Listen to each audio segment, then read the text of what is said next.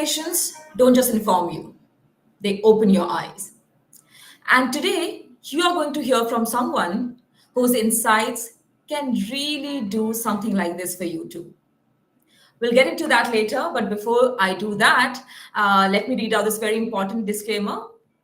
By watching our videos, you agree and understand that the information provided by our experts and attorneys, including comments and replies from users, is not legal advice. Use of information is at your own risk. All right.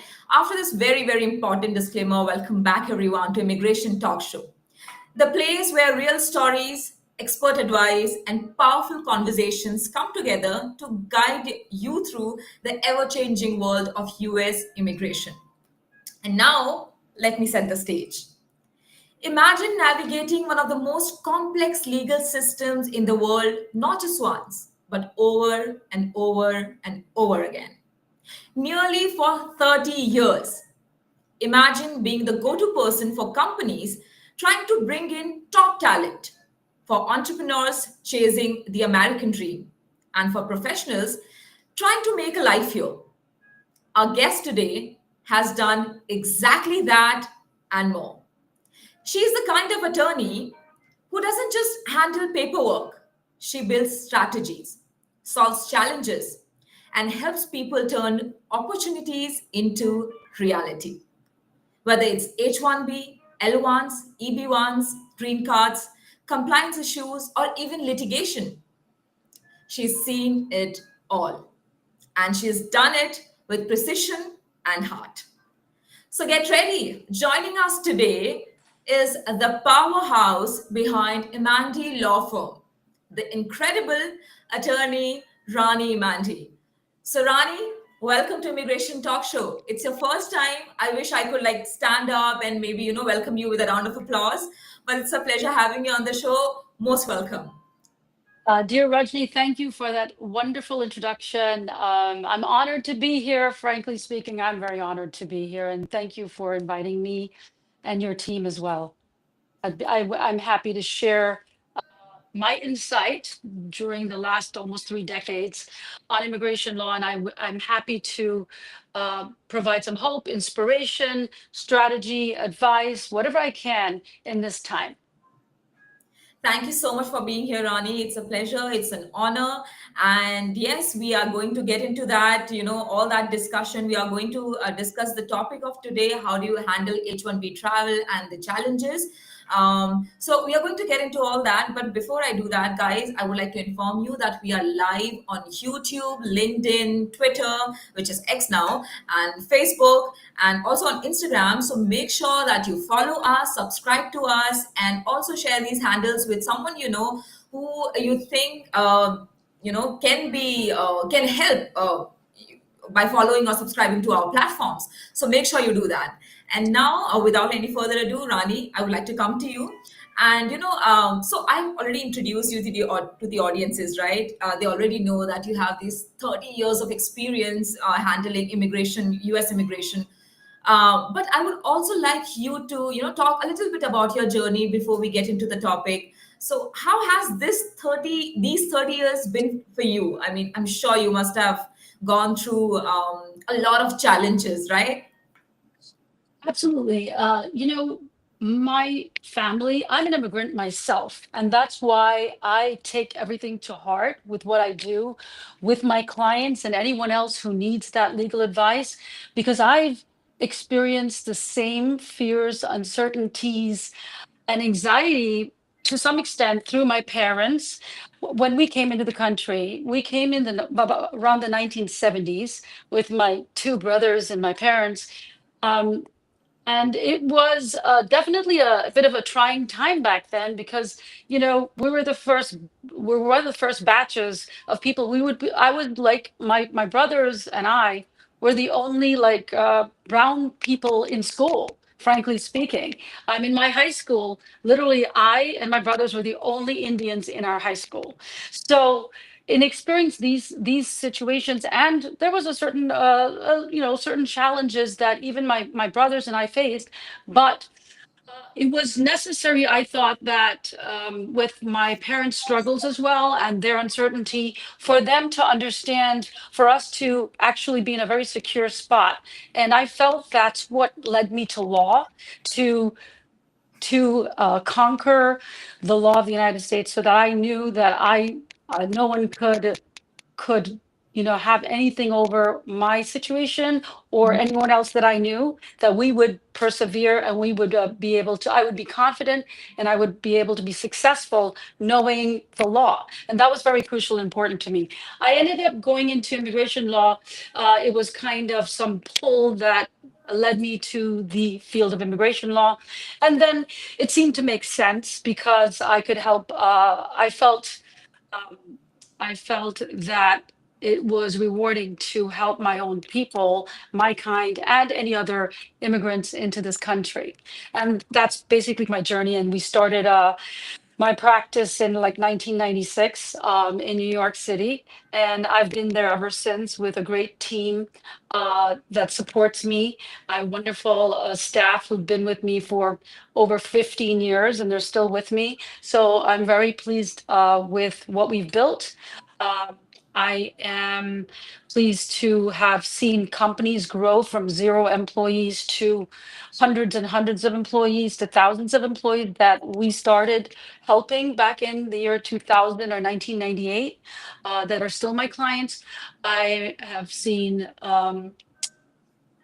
immigrants who initially were on work visas and now they're citizens. So it's very rewarding and they're just so happy. And we always join in their happiness and um, uh, their goals and their dreams. So we're part of that. And we always are just pleased whenever we can say, congratulations, your immigration journey is over and you've made it.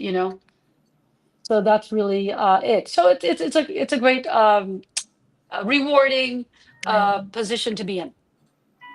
So beautiful. That's such an inspiring journey and such a beautiful journey you have had. So you basically have paved the way for so many others, who aspire to be a US citizen or who aspire to be in a foreign land and make that foreign land their home. So thank you so much for doing what you're doing. And especially in tough times like these, I think the uh, immigrants really need someone like you. So thank you. Thank you.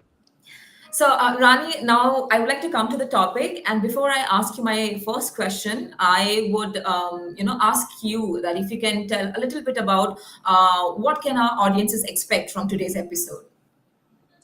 So I think that we had discussed, it seems to be there's a certain challenges occurring today with for work visa holders in regards to their travel in and out of the United States.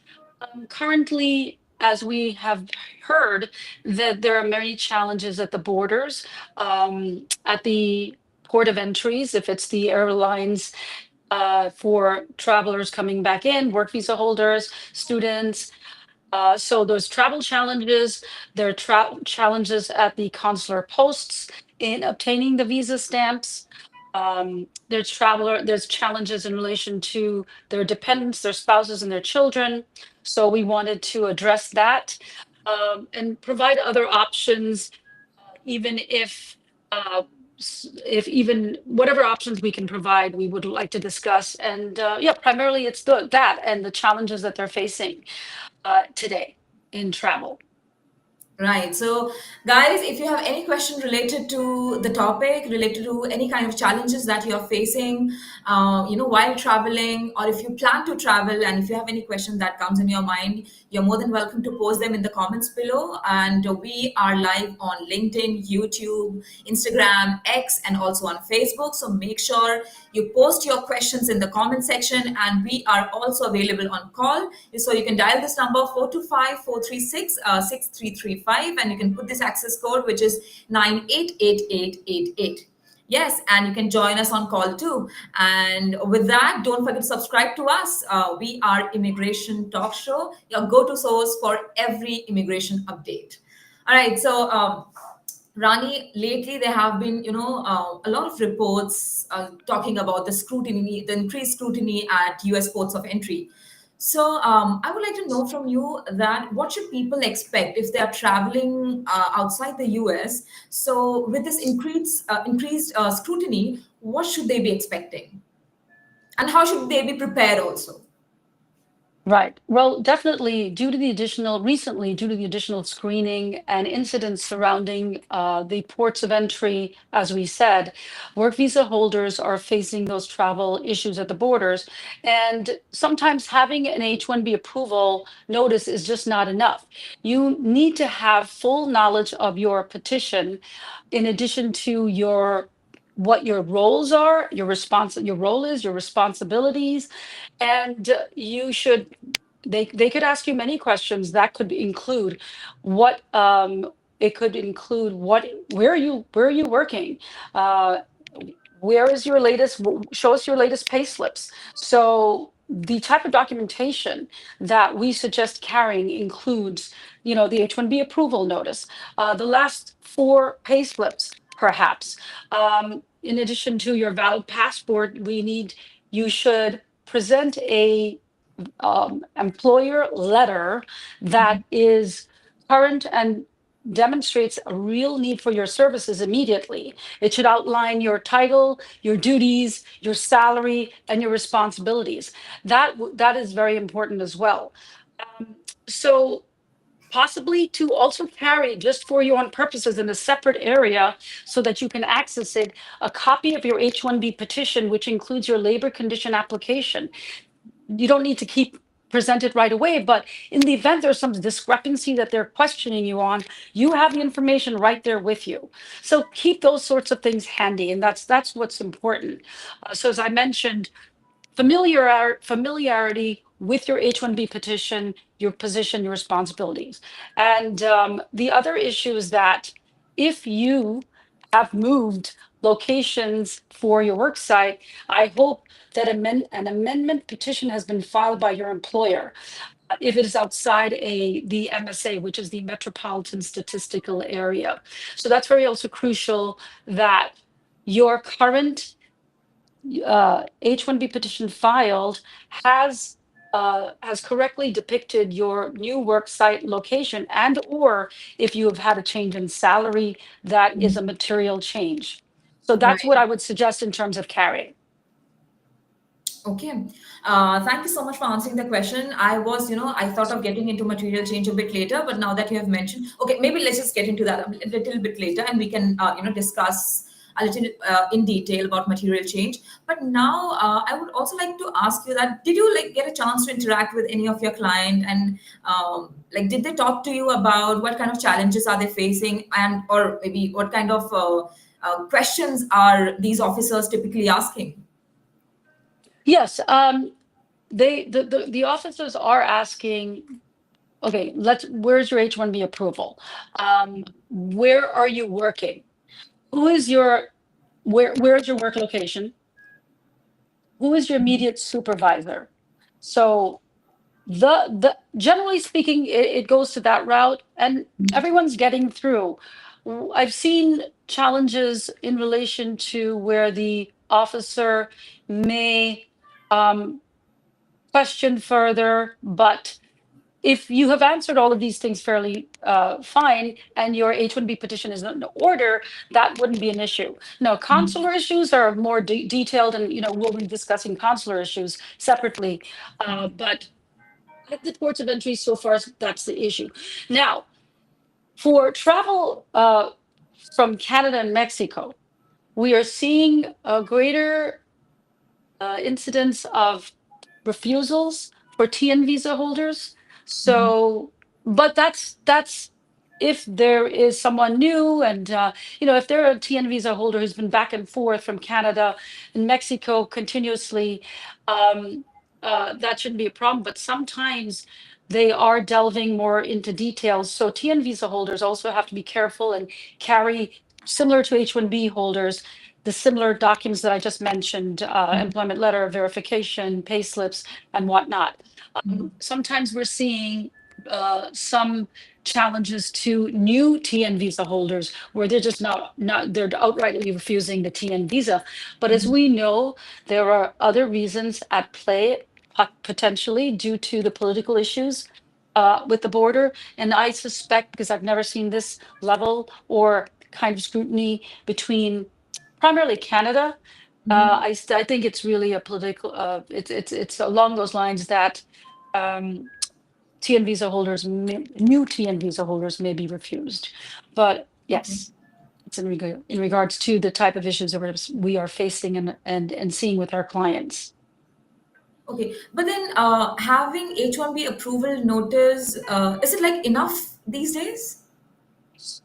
Uh, as I said, that certainly to keep your petition with you in a separate area, envelope, and it's not enough.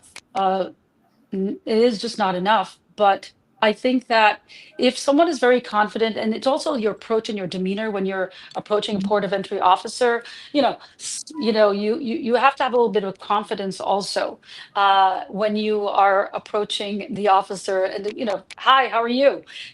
Be a little more uh, engaging as well, because sometimes it's your demeanor that can set things off. If you approach the officer scared and anxious, that's going to carry over. So that's also important too. But as I said, pay slips, employer letter. You don't have to carry your degree certificates. That's not required because you have an H1 for a certain number of years. But certainly, that sort of documentation is a must for sure. Okay, right. Thank you again for answering the question, Rani. Guys, I hope you're enjoying this conversation. If you are, make sure to hit that like button, share this video with someone who you think can take can help someone. So make sure to you subscribe to our channel, follow our handles, and also like this video. And Rani, coming back to you, I would also like to know from you that if, let's say, if someone has changed their location and has maybe forgot to file an amendment, so what could happen to that person at the border?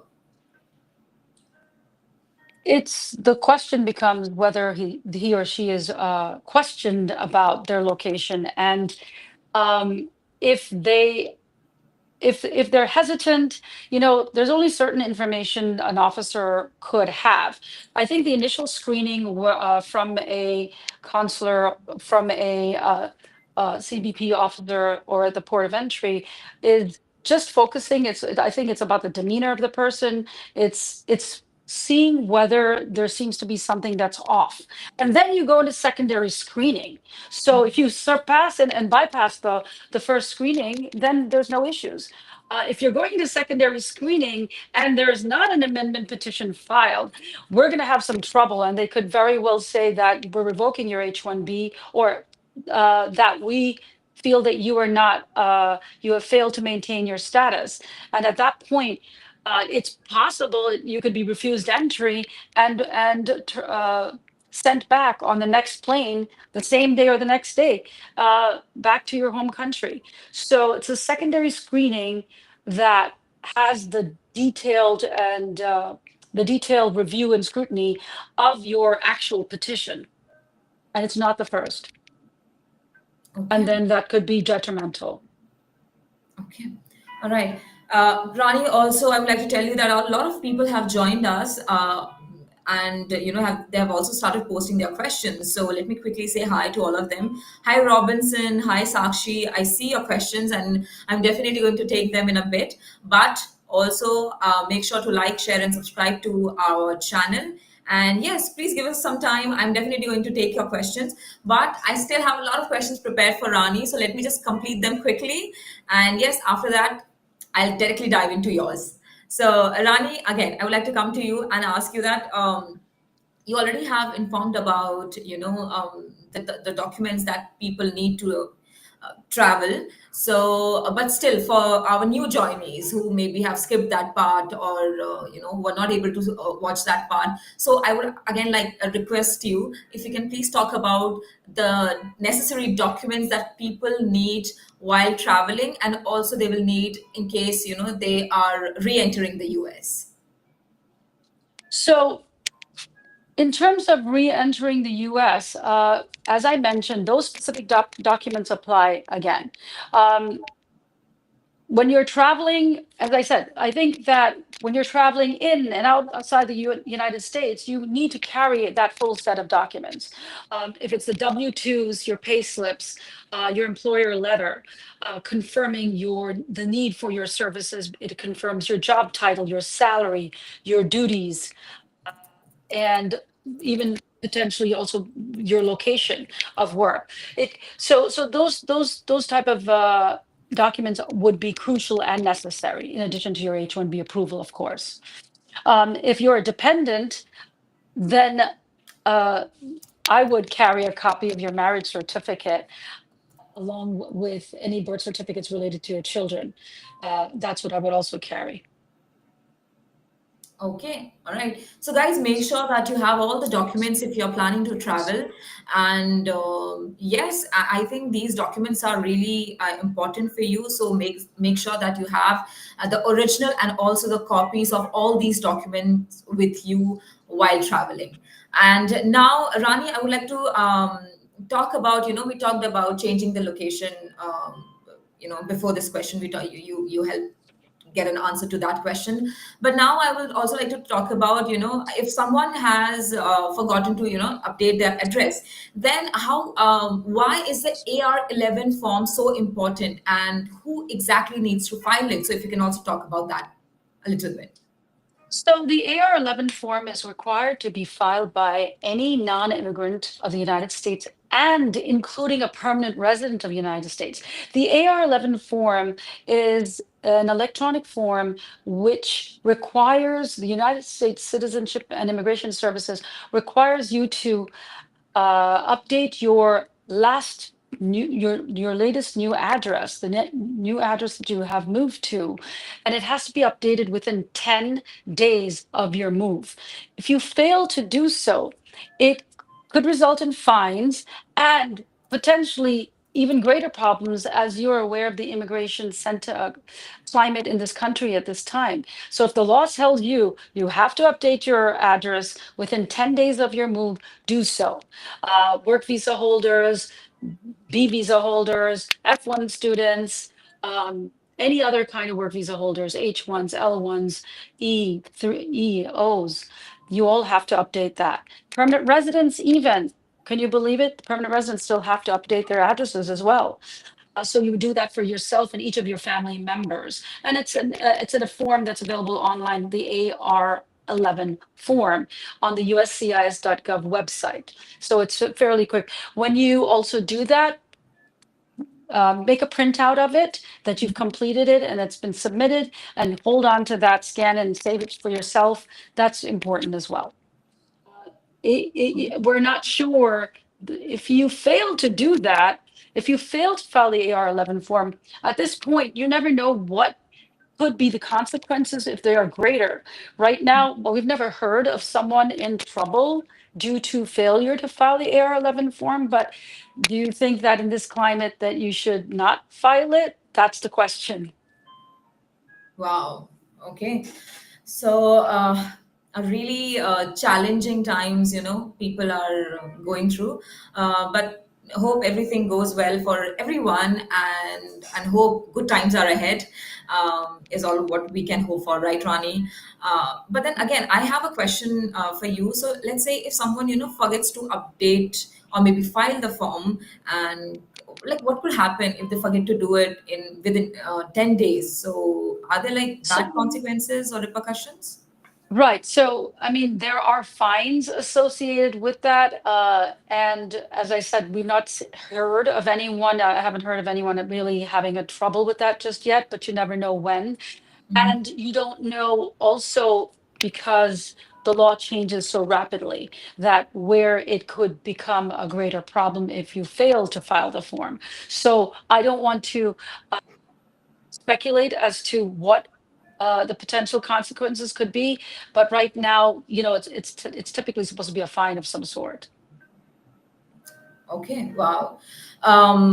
Thank you so much again for answering the question. And Sanjay has also joined us. Hi, Sanjay. I hope you're doing good. And also, guys, do let us know where are you guys joining us from. So please also let us know your locations too. And meanwhile, Rani, I would like to come back to you and ask you that could you also help our viewers know, how to file that form, and maybe also tell us that what documents or what proof do they need to file that form? So it's available on uscis.gov, and the form is the AR11 form. If you just put a search in the website, it'll pop up, and it allows you to file it electronically. It does not require any documentation to be sent in. It's just a form that needs to that requires your biographical information, your name, and then your address, your name, date of birth, and the actual address. So it's something that should take you a few minutes, and it's very simple, and anyone can do it. Okay.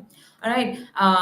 So, Rani, also, lately, one thing that I hear a lot about is stressful visa stamping issues, right? So, like if you make plans to travel, but then there's the whole consulate appointment thing, hanging over your head. So, could you also explain the current procedures and potential challenges involved in obtaining H-1B visa stamping at US consulate abroad? Yes, we consular processing is always a very is a process that requires careful preparation. The first step is once your H-1B is approved, or the H-4, for a dependent family member, or an L, or any work visa that is approved, the the attorney and your employer has to submit the PIMS notification. The PIMS notification is a entry into the US database, which then updates your H-1B approval and all the details surrounding that, and sends in an electronic notification to the US consulate abroad. So this has to be performed at least 10 days prior to your visa stamping, and it's a job for the attorney to complete. The employer has a duty to notify the law firm exactly when the visa stamping appointment is, and typically will send the appointment notice to the law firm, and the law firm will then submit the electronic notification to the PIMS database. Once that's accomplished, then the consulate has verification, not just a document, not just a paper from the individual, but an electronic official notification from the government, from the immigration office, that this work visa has been approved, and hence then you can proceed with your interview. Now, oftentimes we see that many individuals opt for the Dropbox, and the Dropbox is where you can actually just submit your passport with certain documents to support your visa. And typically, many have been getting their visa stamped through that process. Now, we are seeing sometimes some incidences of the 221G notice being issued, which is a notice for administrative processing. So that is where the visa is actually refused under the section of the US Immigration and Nationality Act, which states that no visa can be issued unless the application is complete. And the application will now be reconsidered when administrative processing is complete. So this then they issue a notice with the 221G stating the type of information that needs to be clarified in order for this visa to be issued. Now, the list of information that may be required for the 221G consists of, they may ask for your W-2s for all your years, your latest several pay slips, of course, your H-1B approval.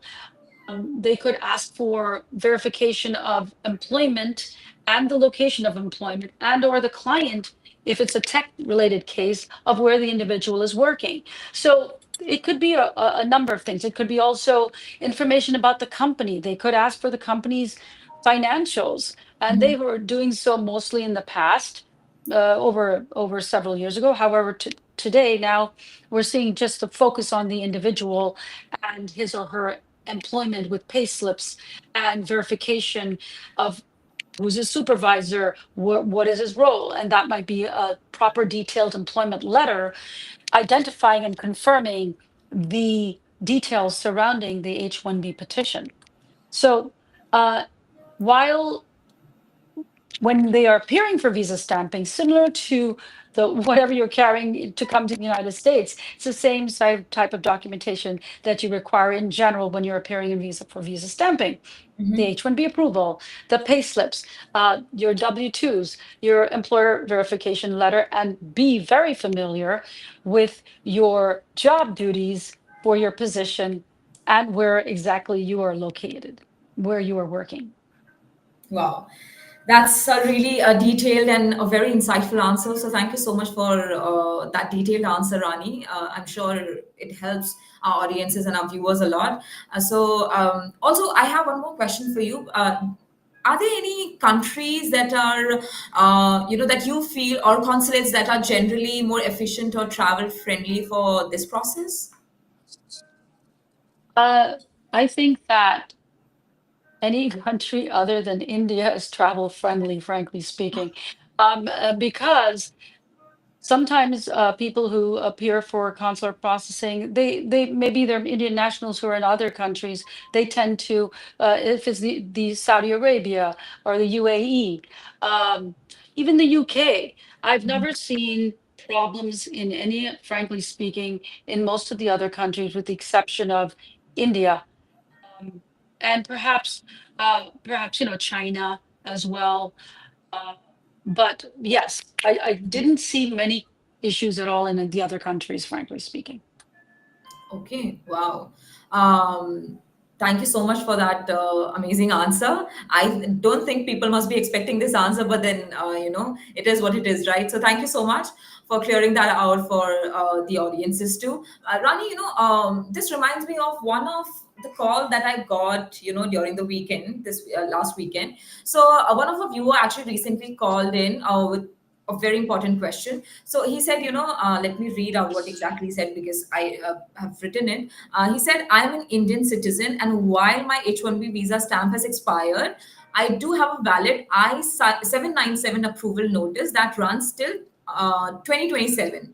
So he was asking that, do I really need to go back all the way to India, or can I just go to Canada or Mexico instead? So I told him that I'm going to take his questions in one of our shows.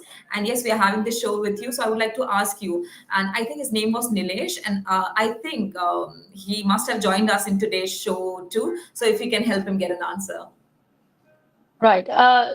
We typically haven't seen issues related to H-1B holders whose H-1B visa has expired, but have a new additional time on their H-1B with a new employer or an extension. They have been typically able to appear for consular processing at the Canada and Mexico, either at their port of entry, at the consulates abroad. So at the consulates in those countries. So I've not seen any refusals recently. So I think that that's still viable, but I can double check, if there's any new policy issues. But I don't think there should be any major issues related to the fact that the consulates would continue to entertain the visa holders for foreign countries, for U.S. visas abroad, for the visa stamping. But it remains to be seen. This is a period of change at this time, so one can inquire with the consulate directly. There's way to and see if they will entertain. But Okay, I think there's a small technical error. So, no problem, guys. And Nilesh, Rani will be answering your question. And I still have another question prepared related to your situation. So, make sure that you are stay tuned with us. Um, okay, so I think Rani is back. All right, okay. Rani, uh-oh. yes, you were saying. Please tell. Krish, Krish. Okay, I think she's trying to set her audio and video properly to give you better answers and great answers. And Nilesh, she'll be answering your question, but make sure that you have subscribed to Immigration Talk Show, and also share this with your friends and families and relatives who you think can benefit from all this information and from this live show. So make sure to share this video with them. And yes, I think Rani is back. Rani, can you hear me and see me fine? Okay, can you hear me? Okay, but then you're not audible for some reason. I think. Are you on mute? No, I think not. Can you hear? Okay, there's still some error with the audio. Maybe if you can check that. Okay. Guys, what we can do is maybe we can quickly go for a short break, and we have a lot of questions lined up for Rani to answer. So I'm going to take all these questions after the break. But for now, and also you can give us a call on the number 425-436-6335. You can dial the access code, which is 988888. So make sure to give us a call, post your questions in the comment section, and yes, we'll be here waiting for your questions. So let's take a quick break, and yes, you guys stay tuned with us, Immigration Talk Show.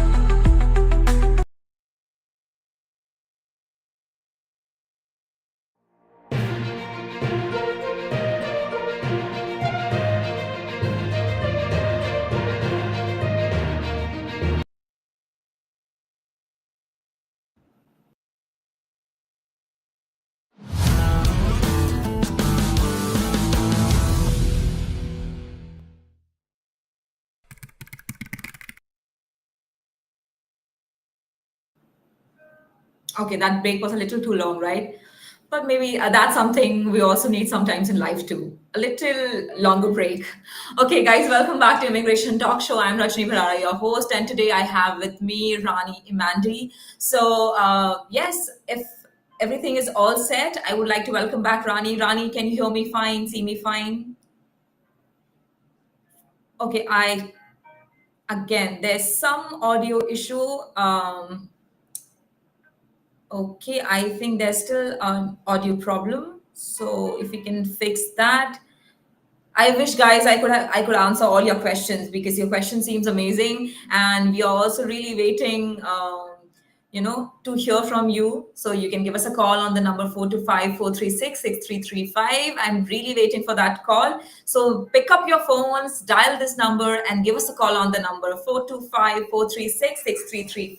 Yes, I'm Rajni Bharara, and we are Immigration Talk Show, your go-to destination for any immigration related problem. So give us that call and ask your questions from the attorney. It's and I mean, by now you must have already realized it that it's an amazing platform to get all your answers and confusions clear. So yeah, pick up your calls, pick up your phones and give us a call. And I am going through your questions here. And I also have the questions from Facebook too, which I'm going to ask from Rani. I'm really waiting to her to be back and her problem to be fixed. I think she is facing some technical issues. I think technical issues are something that everyone has, like, goes through in day-to-day life, right? But what is life without problems? So yeah. Okay, Yes, I think don't. Rani is back. Rani, Yes, can you hear me? finally. Okay, yes, I can hear you fine, and I think so can our viewers too. Okay, I think okay, everything is fine. I think the audio is also fine. The video is also fine. Yes. So Rani, you are answering Nilesh's question about can he go to Canada or Mexico? Yes. So as I stated that it's possible so far, we haven't heard anything negative about it. So I think it's something that you can try. Email the consulate first for that verification and take all the steps for the visa appointment, and then you should be fine. All right. Okay. Great. So also, I would like to know from you that uh, okay. Also, Rani, is self-sponsorship possible? I mean, through their own company. I mean, do you think it's a viable path? Yeah, so the great news with the new H-1B modernization rule that and policy that was implemented on January 17th of this year indicates that an H-1B individual, if they're running out of options, if they can't find their own employer and they want to maintain status, for instance, when an H-1B individual has been terminated, you only have 60 days grace period to find another job. So your last paycheck, if it has a date, from that date, you have to file another H-1B within 60 days of that date that you cannot during the period for which you don't have employment. It's maximum of 60 days. Once you file that, you're good to go. So however, what if you don't have a new employer?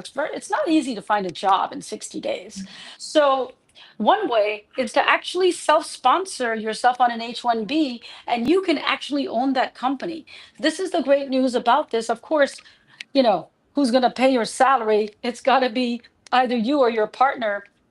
So if you're able to open a company with a partner or some partners who can then help you get sponsored, you can sponsor yourself on the H-1B. But of course, your role on that H-1B has to be uh, in line with the petition and that role specified in the petition. So for instance, if you are the director of technology, that you're going to be paid accordingly.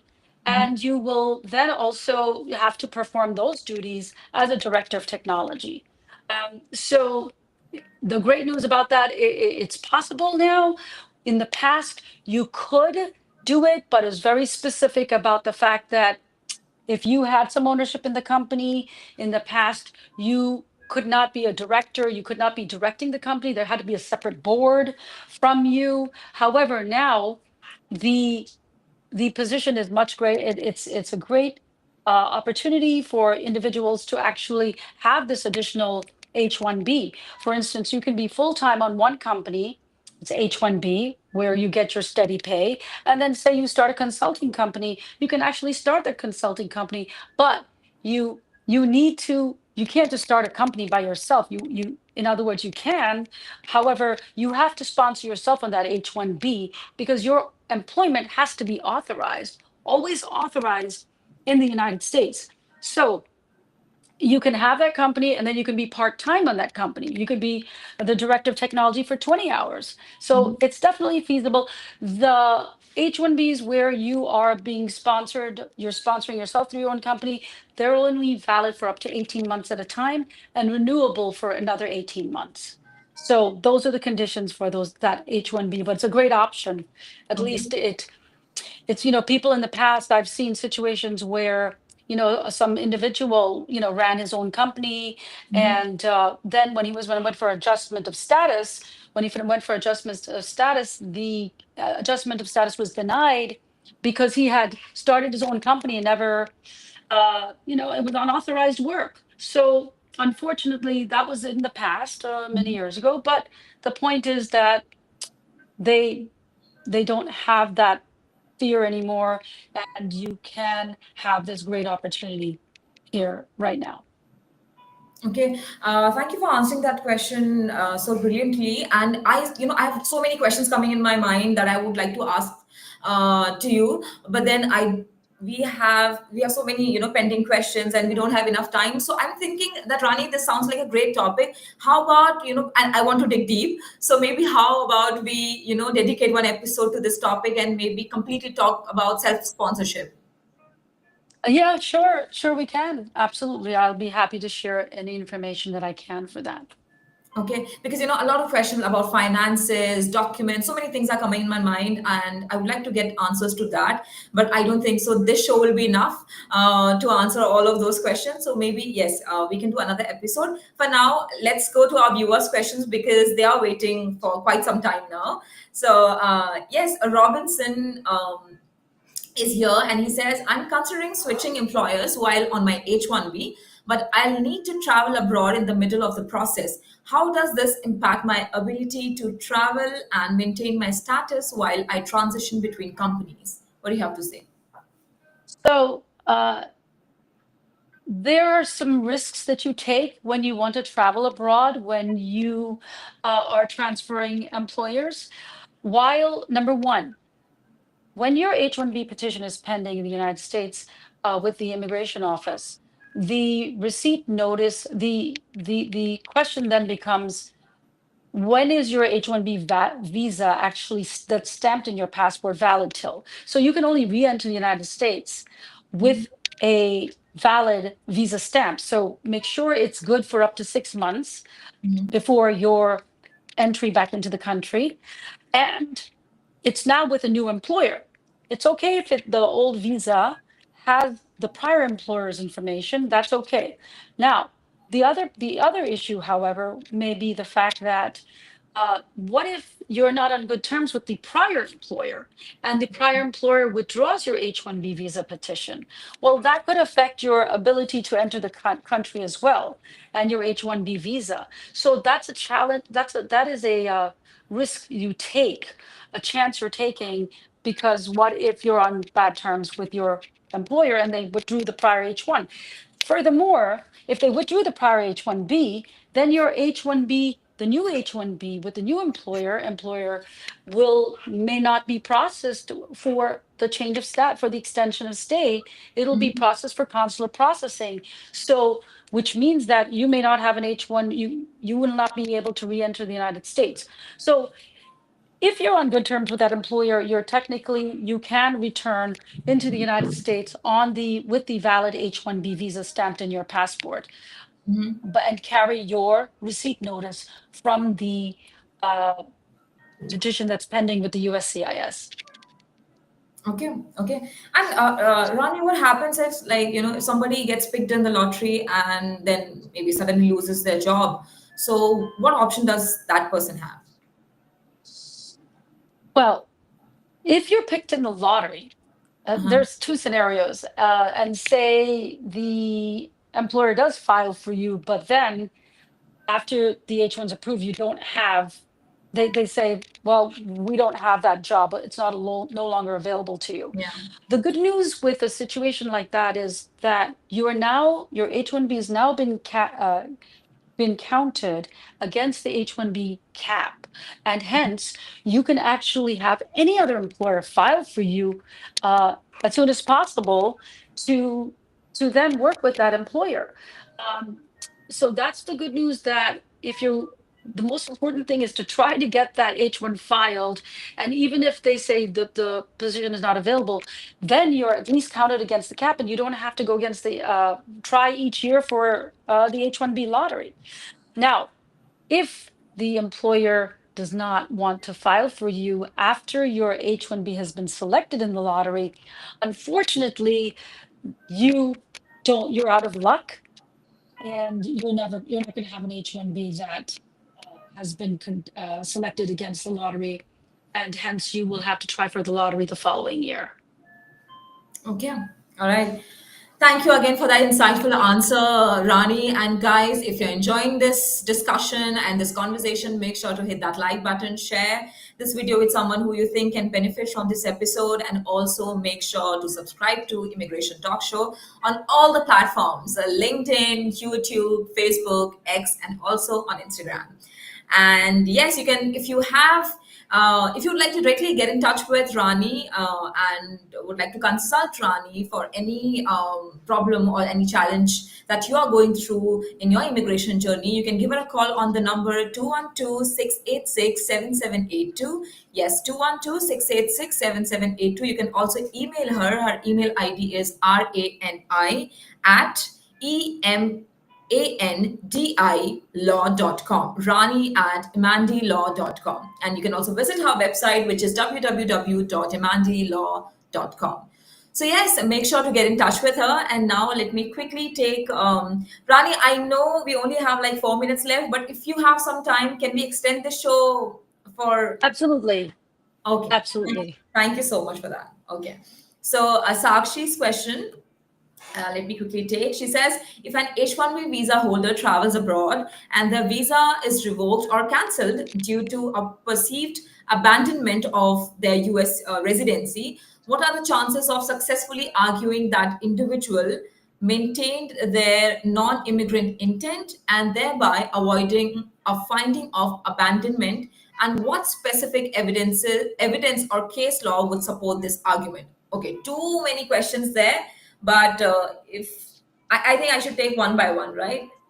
Well, So, yeah, but the first question, the first part is that it doesn't make sense. It's not clear, because if the H-1B is revoked and she's asking about the fact that they've abandoned their residency, that has nothing to do with it. So that doesn't make sense. So can you please ask them to clarify? Because that's a question, like if you're a permanent resident, you're abandoning your residency, that's where it's relevant. But you don't abandon your residency with an H-1B, you're a non-immigrant, there is no expectation for you to have a residency in the United States. So right. it's not clear. Okay, so Sakshi, if you can please clear that out for us and maybe reframe your questions or try to tell us what exactly are you trying to say. Yeah. And yes, and please, Because if you're, I'm sorry, Rajni, because if your H-1 is revoked, okay, so game over, it's revoked. However, you can always find a new H-1B employer. If you're in your foreign country, in your home country, a new employer can file for you, and it'll just be for consular processing. It's just that you can't, you're not going to be permitted with a revoked H-1B. You just have to wait in your home country for a new employer to sponsor you. And it would be a new H-1B for consular processing, but it's not subject to the quota, as you know. So right. that's just the answer to a situation like that where an H-1B is revoked. Okay. All right. Thank you for clearing that up. And Sakshi, please make sure to, maybe try to reframe your question or try to tell us what exactly are you trying to say with your question, and can continue posting your question in the comment section. We are here to answer that. And make sure to subscribe to Immigration Talk Show. And yes, also follow us on all other platforms, LinkedIn, X, Facebook, and also on Instagram. We are Immigration Talk Show. And I hope you're enjoying our conversation. Rani, let me quickly take Sanjay's question too. So Sanjay says the Trump administration's history of restricting immigration policies, or what are the potential consequences for H-1B visa holders who travel abroad for extended periods, and how can they overcome the risks of visa denial or revocation upon re-entry, especially if their spouses who are on H4 EAD who may lose their work authorization. And because I asked him if he can tell us his location, so he said, "Hi, Rajni and Rani, I am from Bangalore." So he's watching us from Bangalore, and this is his question. What would you like to tell him, Rani? So if there are some extended periods of time that an H-1B holder needs to travel out of the United States, what's crucial is that number one, there should be documentation on record that you've taken, if for instance it's personal leave, say some family situation has arisen. So make sure you have a documentation that you've taken personal leave and that your employer has approved that leave. So it's almost like a leave letter, which outlines your dates for your personal leave, and that the employer is going to also has approved of it for that period of time, and then the expectation as to when you're going to return. Number one, and then secondly, what's important perhaps is the question is to clarify whether you will continue to receive salary during that time or not. Because if you do, that's great. If your employer and you have an agreement that you're going to work potentially from abroad, or you continue to get paid, that's also great, because then that's going to show your continued employment with your employer. So primarily, those are the two things. In terms of the H4 visa holder, everything is any dependent, be it a spouse or a child, is contingent on the principal's status. It's all about the principal maintaining status. So everything follows from there. If the principal's not maintaining status, the H4 dependent is not either. So, but that's why if the H-1B individual needs to have proper documentation related to the personal leave. Okay. All right. Sanjay, I hope you've got your answer. In case you have, please let us know with maybe a yes, I have in the comment section. And if you have a follow up, you can also continue posting your follow up. And if you would like to join us on call, you can dial the number 425-436-6335. And don't forget to put the access code, which is 988888. And yes, also do subscribe to Immigration Talk Show. Rani, we still have a lot of Facebook questions lined up for you, which people have posted in multiple Facebook group of ours. So if you allow, I would like to share the screen and Please. read out those questions for you. Yeah. Okay. All right. So this was posted by someone, an anonymous viewer, on yesterday at 11:26 a.m. And he or she says, "Hi everyone, just had a green card interview for my mom today. Me as a sponsor at Santa Ana office. The interviewer said at the end that she thinks there is no problem, but she has to review it with the supervisor. How common is that decision is not made on spot after the interview?" This is fairly standard. Okay. We hear it all the time.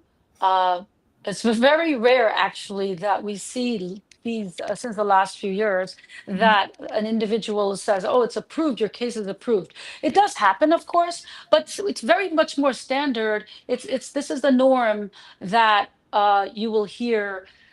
We have to, we'll get back to you. I'm just going to review this last bit of information. It could be that maybe the officer is new and they have to check with the supervisor. So don't read anything into it. This is normal. So do not worry. Okay, so there's nothing to worry about then. Yeah, I've never seen any in my almost 3 decades of practice. I've never seen a when a child sponsors a parent, or a parent sponsoring a child being refused. Everyone gets their green card. Now, The only reasons you could be perhaps refused is maybe for the financial reason that you don't have the ability to pay. But again, I've never seen that. So don't worry, I'm sure it'll be approved. Okay, so then can I say that the news is almost like 99% good? Okay, you said it, not me. I don't want to say Okay. anything. All right. Okay. As a host, I can. Okay. All right. Let's be hopeful. Yes. And for this anonymous member, and okay, someone on LinkedIn has commented if checks. Okay. If checks if your job is legitimate and matches what's on your petition. I don't quite What was the understand. first part? There's no If first part actually. It's just that this person says it checks if your job is legitimate and matches what's on your petition. Is it an okay, answer or is it yeah, a it doesn't question? look like it's much of a question. Yeah. Yeah, I mean, it's standard that your job should match your petition. That's standard, yes. Okay. All Yeah. right. Thank you for so much for that comment. I can't see your name, but thank you so much for posting that answer or comment. Thank you, and also for tuning in to Immigration Talk Show. Make sure to follow us on LinkedIn and subscribe to us on YouTube and also on all other platforms too.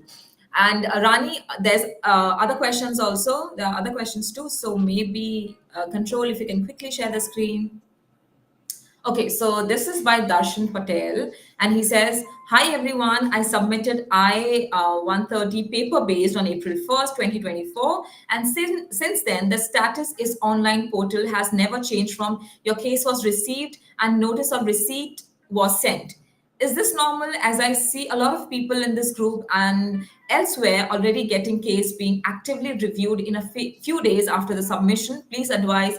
Thank you. What do you have to say to Darshan Rani?" Uh, Hi, Mr. Patel. What we see is that it's actually standard for the receipt notice, the status online to just say pending until final review. An I-130 for a family member, typically if it's your sibling or your parent, can take over. First off, specifically, was it for his parent, Rajni? Who was it for? I don't think so. It simply says that I submitted I-130 paper Okay. based. Yeah. Okay. So typically it'll take a year and a half. The current processing time for I-130s is about 18 months on average. So nothing's going to change until you get closer to that time. So if he was April, we're just now a year away. So he's probably going to see a response within the next 4 to 6 months. So nothing will change until that time, unless the request for evidence is issued. And a request for evidence means the immigration office requires more information on this. And that's what could be the issue. But other than that, nothing's going to change much. 18 months is your mark. And there are thousands of cases. So when the USCIS gives an average processing time, they're saying the average. There are thousands of cases under, there are thousands of cases over. So no one should ever, you have to be flexible with the number of months. It never means just that period of time. Okay. All right. So, Darshan, I hope you have got your answer. If you have, yes, do like this video. And also, if you have any other problem that you're going through related to your immigration case, you can directly get in touch with Rani. Her contact details are already scrolling below, but I would also like to read them out for you so that you can write it for yourself and give her a call. Her telephone number is 212-686-7782. Yes, you can give her a call on 212-686-7782. You can email her. Her email ID is rani@emandilaw.com. You can also visit her website, which is www.emandilaw.com. Okay, all right. So let me quickly move to our next question from the Facebook. And this is from Chloe. So Chloe says, on Form I-765, do I have to write NA in all the blank spaces? Some people have told me to leave blank spaces, and some people have told me to write NA. I think that it is, if it's not relevant, it doesn't hurt to write NA. Just this way, you're very clear about what applies to you and you don't want to make any mistakes. So if it doesn't apply to you, write not applicable, N/A. That's fine. Okay. All right, so I think Chloe was the name. Hi, Chloe. I hope you've got your answer. In case you have, yes, make sure to like, share, and subscribe to Immigration Talk Show.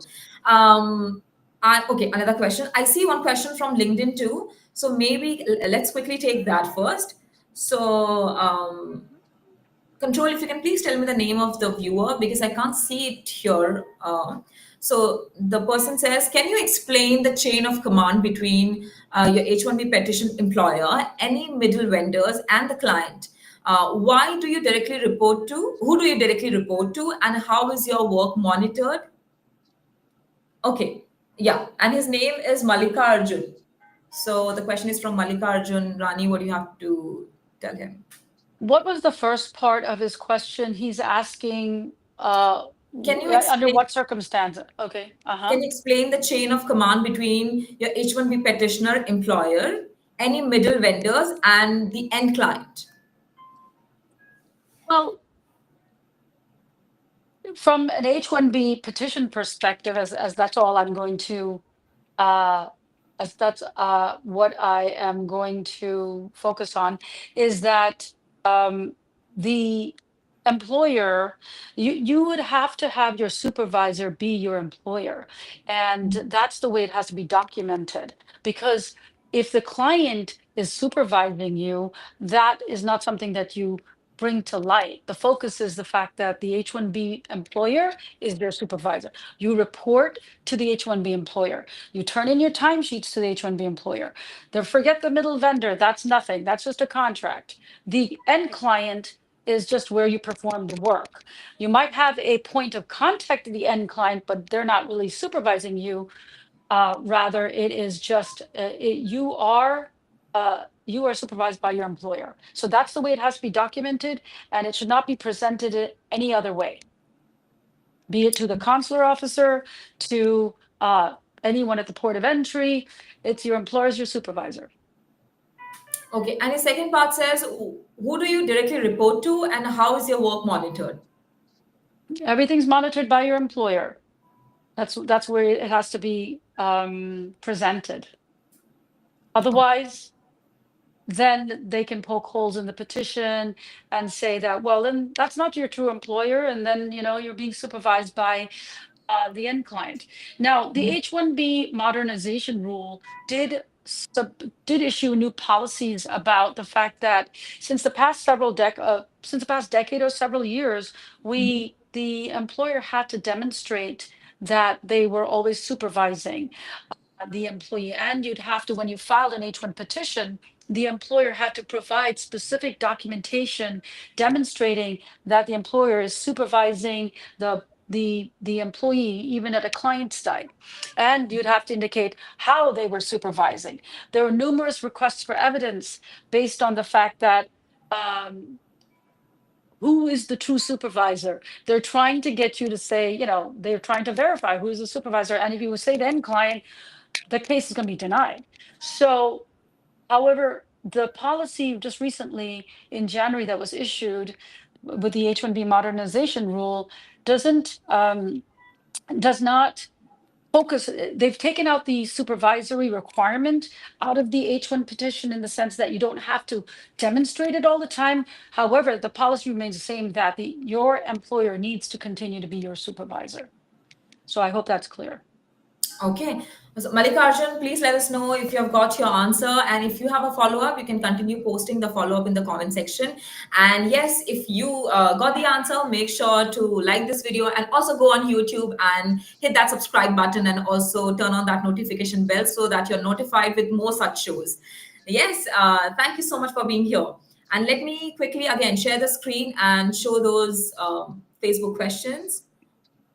Okay, so this next question from Facebook says, my mom is a green card holder and she applied for my younger brother who is 21 now. Do you know how much it will take to complete his case?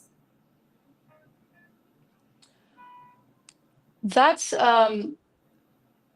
if there are two different categories. If a child is 21, if they're greater than 21 and or married, there are two different categories under the visa bulletin. The visa bulletin is the US Department of State's um, update for different categories of green cards filed by different individuals. For instance, if it's a green card holder sponsoring your sibling, that's a different category. There's the F1 through the F4 categories, and each of them have different timeframes. The categories, so there's siblings, there's the green card holder sponsoring their child over 21, or married child falls into a different category. So the or green card holder sponsoring your spouse, those dates are not current. There's actually a little bit of a backlog by a few months for different countries.